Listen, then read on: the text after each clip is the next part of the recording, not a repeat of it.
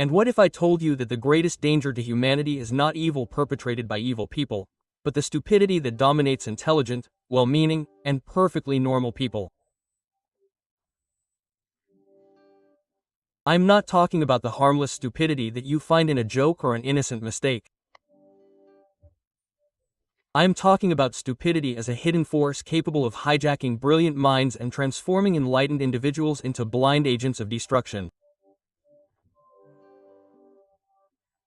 Dietrich Bonhoeffer, a German philosopher and pastor, witnessed with his own eyes how educated, rational, and deeply religious people complied with the atrocities of National Socialism.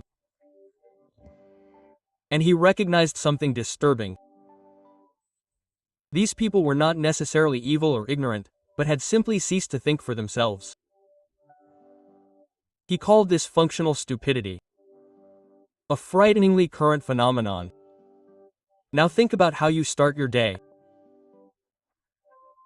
Before you even get out of bed, your phone is already bombarding your mind with notifications, messages, fake news, and hype, just waiting to be consumed.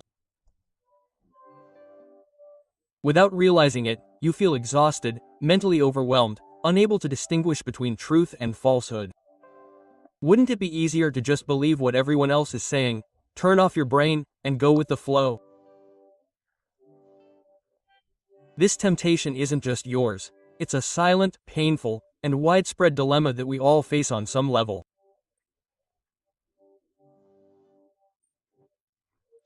How many times have you seen loved ones drift into absurd conspiracy theories, unable to return to reason, blinded by comfortable but dangerous beliefs? And how many times have you yourself kept your opinion to yourself just so you don't end up being the one who thinks differently, the one who's uncomfortable, the one who disrupts the superficial harmony of the group? In this video, we're going to dive deep into Bonhoeffer's terrifying theory of stupidity. We will examine not only the collective risk but also the personal price we pay when we surrender our intellectual autonomy. Because this story is not about Nazis or anonymous crowds. It is about you, about me, and about the small everyday capitulations that threaten what makes us deeply human. Dietrich Bonhoeffer was not just a theorist sitting comfortably in an armchair, far removed from the horrors of the world. He was a Lutheran pastor, a brilliant intellectual, and above all, a man who lived, fought, and died in the struggle against what he considered the most destructive force of all, functional stupidity. Born into an intellectual family, Bonhoeffer grew up believing in the power of reason, education, and Christian ethics as the foundations of civilization. But when National Socialism took hold of Germany, he witnessed something that shook his faith in human rationality. Doctors, teachers, priests, and ordinary citizens all surrendered to an ideology that contradicted everything they supposedly defended. This was not the conscious malice of sadists. It was something much more insidious, a silent intellectual capitulation, a collective renunciation of critical thinking, in which slogans and catchphrases replaced reflection and belonging to a group became more important than the truth. Bonhoeffer recognized that stupidity is not an individual lack of intelligence, but a social phenomenon. It arises when the individual renounces his autonomy in favor of the security offered by the group. He wrote, "In conversation with a fool, we sense that we are not dealing with him as a person, but with slogans, with catchphrases that have taken possession of him." This observation, made from a prison cell shortly before he was executed by the Nazis, remains frighteningly relevant. At a time when social media amplifies the repetition of ideas and when the fear of exclusion pushes us towards conformism, Bonhoeffer's words resonate louder than ever. At this point in our journey, a question arises. Despite all our information, technology, and freedoms, are we not also falling victim to a new form of stupidity? More subtle, more widespread, but just as dangerous. And it is precisely in understanding this collective and social dimension of stupidity that we come across an even more disturbing aspect. Often we renounce our intellectual autonomy not out of weakness or ignorance, but simply because we lack the strength to continue resisting. Voorthofer saw how his compatriots succumbed to functional stupidity under the pressure of an authoritarian regime that manipulated information and restricted freedoms. But today, the scenario is even more insidious. We live in an era of formal freedom and unlimited access to knowledge, and paradoxically, we have never been so mentally exhausted. Have you ever felt that feeling of not being able to think deeply because you are constantly running around, constantly bombarded by notifications, tasks, content? The overloaded brain starts looking for shortcuts. And the easiest shortcuts are precisely the ones Bonhoeffer identified: reproducing ready-made ideas, following the flow, avoiding the effort of critical thinking. This is not just about laziness, it is an unconscious mechanism of self-protection. Economists and psychologists call it rational ignorance, when the costs of staying fully informed are so high that it is more efficient and less strenuous to simply not think so much. But there is a silent risk in this choice. When we stop questioning, analyzing, and confronting uncomfortable ideas, we begin to succumb to functional stupidity. We cease to be active shapers of reality and become mere repeaters, parroting the opinions of others, even when we disagree with them or don't even understand them. And so, without realizing it, we move further and further away from the intellectual autonomy that Bonhoeffer considered essential to human dignity. Not out of malice, not out of stupidity, but out of exhaustion. The most frightening thing is the realization that this mental fatigue may not just be a byproduct of our time, but a deliberately deployed tool, a system that profits from our distraction and strengthens itself through our refusal to think for ourselves. And this inevitably raises the question: who actually benefits when we stop reflecting? And if we follow this line of thought further, we realize that our cognitive fatigue does not arise in a vacuum or is not an isolated accident.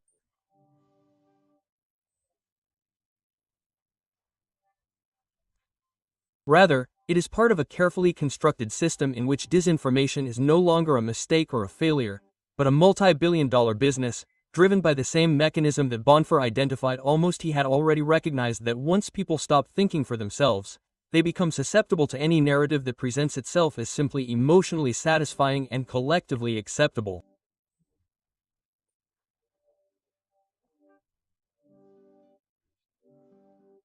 And today, such narratives not only exist, they are actively sold, promoted, and disseminated by algorithms that know our weaknesses better than we do. Just look at social media. False, sensational, or misleading content spreads up to 6 times faster than true information. Not because we are stupid, but because our brains seek emotional efficiency, preferring what confirms our beliefs and rejecting what requires effort and discomfort. Bonhoeffer said that the idiot is immune to correction because he believes he is doing good. And that is precisely the essence of today's system: to create content that not only deceives but also makes people feel virtuous for believing it.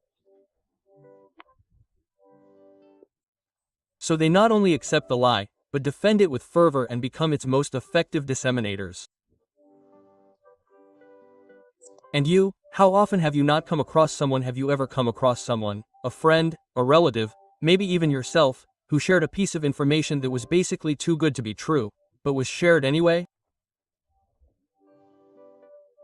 Not out of malice, but because it's tiring to verify every piece of information, to question every source, to confront the complexity. Meanwhile, the platforms that disseminate this information make billions from our attention, from our clicks, from every second that we react emotionally instead of reflecting rationally. Bonhoeffer may not have been able to foresee the emergence of these global manipulation machines, but he understood something fundamental. When critical thinking erodes, the truth no longer needs to be censored. It is enough to bury it under an avalanche of convenient lies. And so the question returns once again. How many of the truths you believe today are really the result of your own reflection? And how many are simply what was easiest to accept?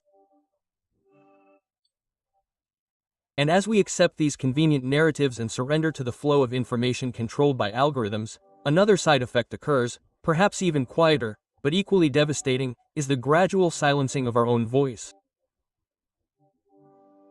Bonhoeffer recognized this very clearly.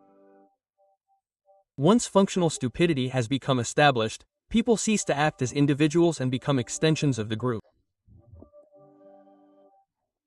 They repeat phrases, positions, and beliefs that do not originate with them but have been adopted because they are part of the social environment that surrounds them.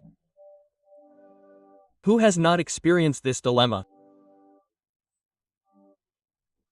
Hearing an absurd or simply wrong opinion in a circle of friends at work or even in the family and yet remaining silent in order to avoid the displeasure of others, the risk of being ostracized, the fear of standing up to it as the annoying one, the problematic one, the one who disrupts the harmony. This is one of the most common and dangerous forms of intellectual capitulation. The silent conformism that does not explode in scandals but slowly erodes our ability to be authentic, to think for ourselves, to say what we know deep down to be true. Bonhoeffer knew that this process is more sociological than psychological. The group creates an environment in which deviation is punished and obedience, or at least silence, is rewarded with acceptance, security, and belonging. And who would risk losing these advantages just to hold on to an uncomfortable idea? Perhaps you have experienced this yourself. Wanting to say something but feeling the lump in your throat. Knowing that you should take a stand but instead choosing silence, thinking it's not worth it. And little by little you realize that through this constant giving in, your own identity has faded until it has merged with the form and the thoughtless mass that only repeats itself. And here Bonhoeffer's warning becomes even more urgent. When we give up our individuality in order to maintain the acceptance of the group, we not only contribute to the continuation of functional stupidity, we strengthen it and become part of it ourselves. And then we silently ask ourselves, when did I start silencing my voice and can I ever regain it? And it is precisely in this silence, in this alienation from our own voice, that we begin one of the most painful and personal effects. This dynamic is about recognizing the rupture of relationships with the people we love. Bonhoeffer witnessed an entire nation split into ideological blocks that turned neighbors into enemies, brothers into strangers, and friends into traitors.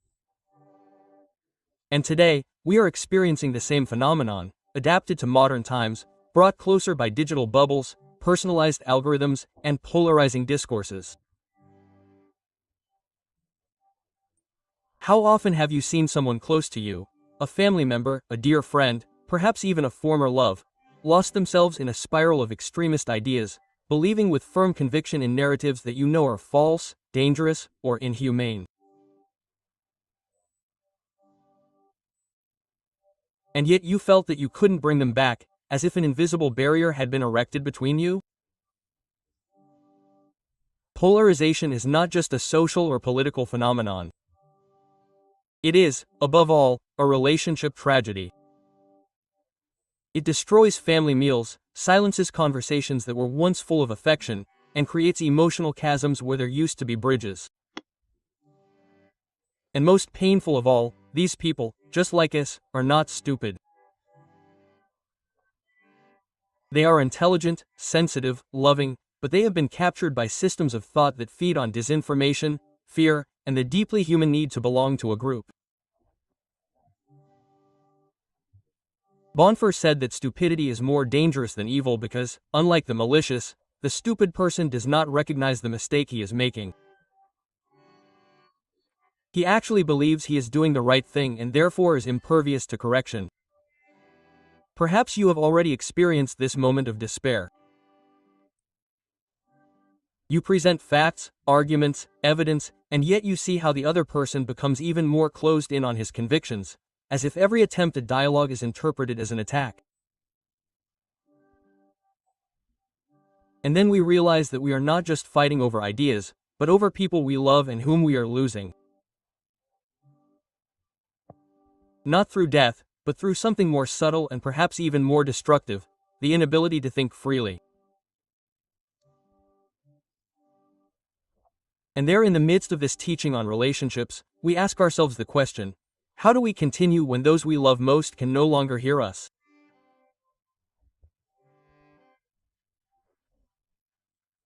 And while we are trying with this silent as we struggle to cope with the pain of seeing loved ones grow estranged, we are almost unnoticed by another perfidious mechanism that feeds and reinforces this division, the endless cycle of outrage.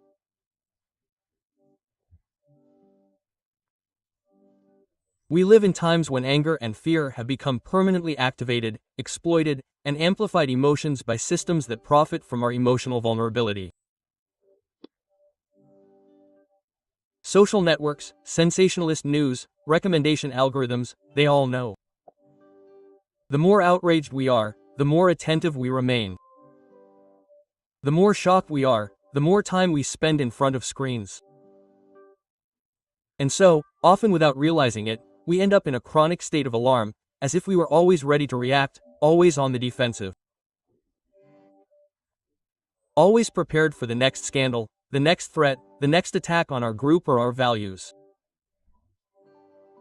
Bonhoeffer already suspected that fear is one of the main drivers of functional stupidity. When we are afraid, we do not think. We react. We look for simple explanations for complex fears. We cling to narratives that comfort us, even if they are wrong, even if they are dangerous. And so, outrage, which could actually be a legitimate force against injustice, is transformed into fuel for mass manipulation. Every like, every share, every outraged comment reinforces the cycle. It feeds the algorithm, which in return offers us more of the same and keeps us trapped in an emotional bubble of anger and fear. Have you ever felt this? Have you noticed how, after a day full of social media or news, you feel exhausted, irritable, perhaps even hopeless? That is not a side effect, that is the goal. Bonhoeffer spoke of how totalitarian systems create environments in which critical thinking becomes not only difficult, but practically impossible. Today, the same thing is happening, but even more subtly. There is no longer any need for explicit censorship or overt repression. It is enough to keep us permanently occupied, emotionally exhausted, cognitively overloaded. And so caught in this cycle, the inevitable question arises: are we still capable of pausing, of silencing outrage?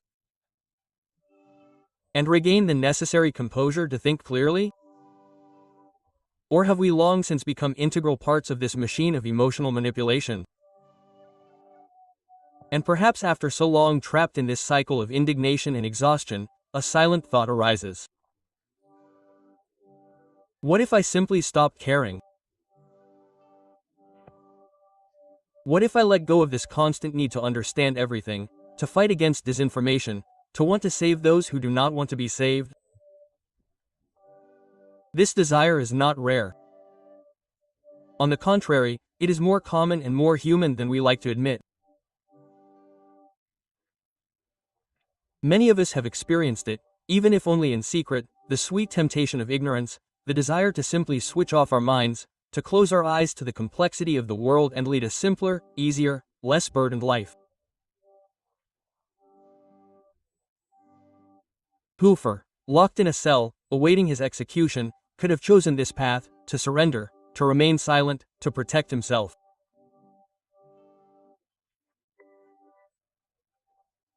But he understood that intellectual capitulation is not only a personal relief, but also a form of self-abandonment, of renouncing what makes us truly human is the ability to think, to question, to resist.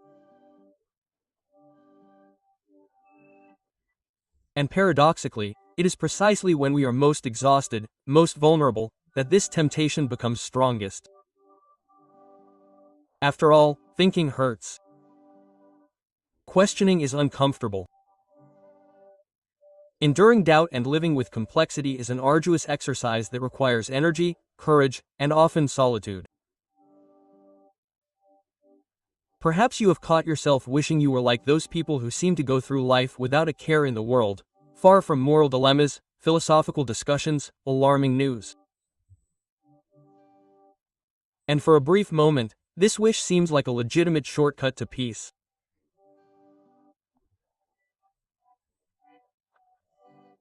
But Bonhoeffer reminds us that this peace is deceptive, that while chosen ignorance may bring us short-term relief, it comes at a high price: the surrender of our autonomy, our responsibility, and ultimately our own humanity.